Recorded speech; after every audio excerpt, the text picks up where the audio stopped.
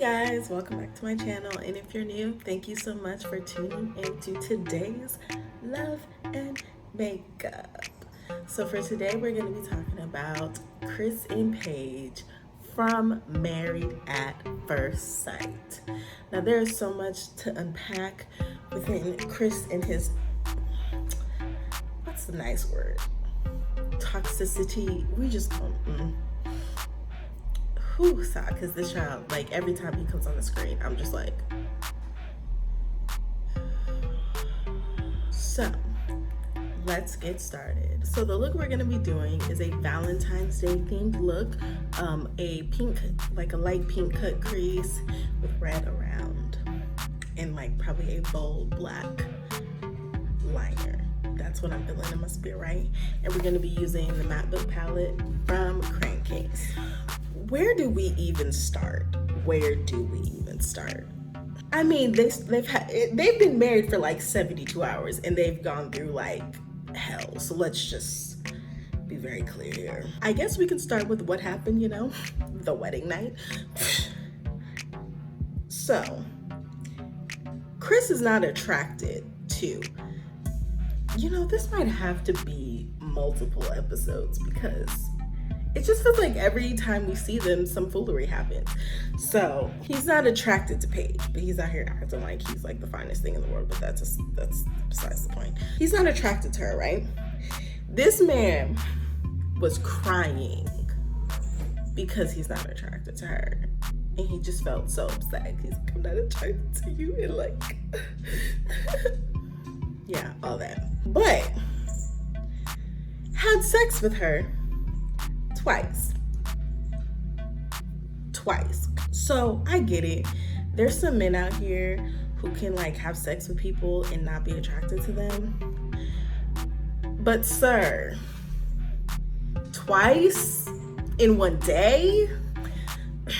Like, I'm sorry, that is just leading her on. Like, you're not attracted to her, but you had sex with her twice. And you wonder why she's confused. Like, okay, like we had sex. Yeah, and everything was so great. And then we woke up the next morning and we had sex again. And then after we have sex, you tell me, oh, by the way, I'm not attracted to you. What?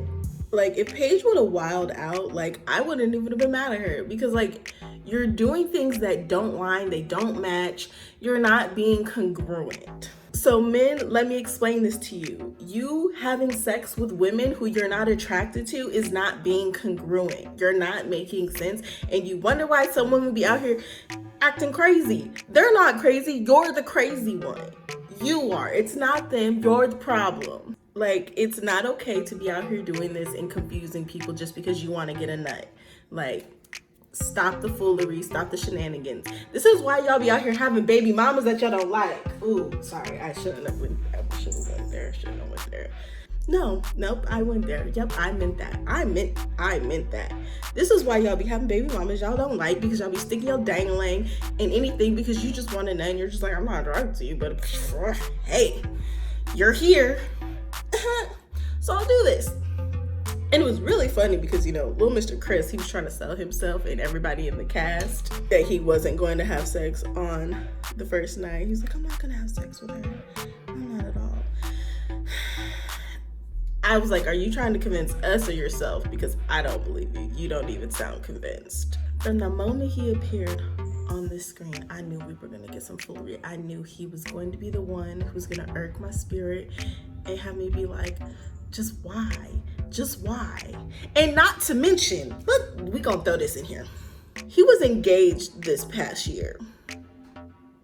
Yes, engaged. Sir, did you take the time to really heal from what happened? Because when I say he was just engaged, like a few months before he got picked to be on Married at First Sight, he was engaged to marry somebody else.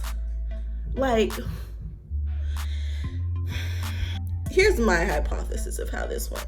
Because he won't explain to her or give her an actual timeline of like when they broke up or whatever. He was like, we got engaged in February of 2020. And then a few months later, we broke up. I don't believe him. I think he's full of shit. But this is my hypothesis, that they got engaged in February and things started getting rocky because they don't trust each other, right? Right.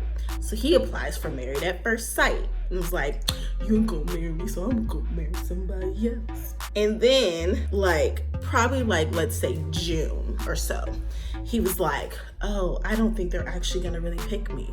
So I'm just gonna go keep doing whatever I'm doing. I'm gonna still keep messing with her and all this good jazz. I don't think there was ever a concrete breakup until he was confirmed to have a match.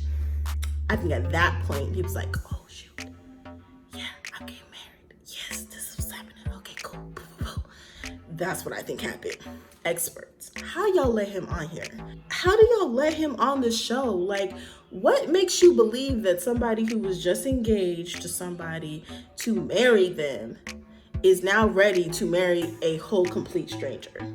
First off, this man does not have any self-awareness, so I don't understand how they didn't peep that at all. He doesn't like being called out at all, and it's just I just don't know how y'all didn't see this. I don't understand. I could be out here picking these people. I should be out here picking these people. Now, if you picked him because we were gonna get pure entertainment and he has to be the one douchebag of the season, then hey, y'all did a really good job because he fits that description. So then they all go and meet up with each other's parents. I was surprised they did it like this because this isn't normally how they do it. Maybe it's because of COVID. Or maybe this just creates more drama. I don't know. But the day after they get married, they all went and met up with each of their spouse's parents, right? Right.